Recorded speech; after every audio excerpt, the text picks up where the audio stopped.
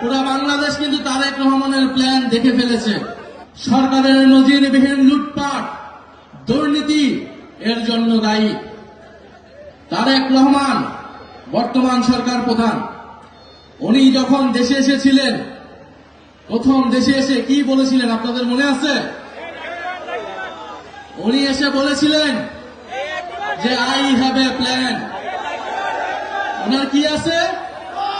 একটা প্ল্যান আছে। তো এই প্ল্যান আপনারা 5 মাসে 6 মাসে দেখছেন? পুরা বাংলাদেশ কিন্তু তারেক রহমানের প্ল্যান দেখে ফেলেছে।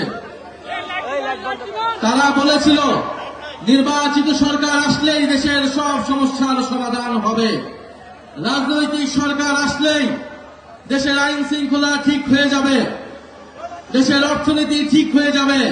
কিন্তু আমরা দেখলাম নির্বাচিত সরকার আসার পরে দেশের আইন শৃঙ্খলার পরিবেশ আগের তুলনায় আরো বাজে হয়েছে।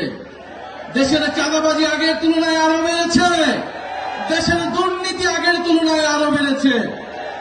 এখন তো মন্ত্রীদের ছেলেরাও নাকি দুর্নীতি করছে বিভিন্ন মন্ত্রণালয় থেকে। বাপের দোয়া মায়ের দোয়া কমিটি হচ্ছে, লুটপাট হচ্ছে, দুর্নীতি হচ্ছে।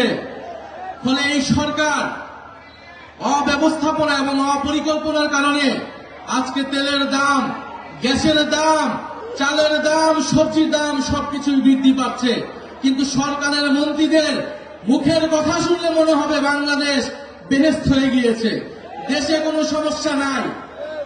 ফলে এই যখন দেশের পরিস্থিতি, তারা তাদের পেজ থেকে নিত্য প্রয়োজনীয় দ্রব্যমূল্যে একটা চার্ট দিয়েছে, দেখেছেন আপনারা? আমরা জানতে চাই এটা কোন বাজারের চার্ট, আমরা সেই বাজার থেকে বাজার করতে চাই। সবজির দাম কি বাড়ছে, কমছে না বাড়ছে? ব্রয়লার মুরগির দাম কি কমছে না বাড়ছে?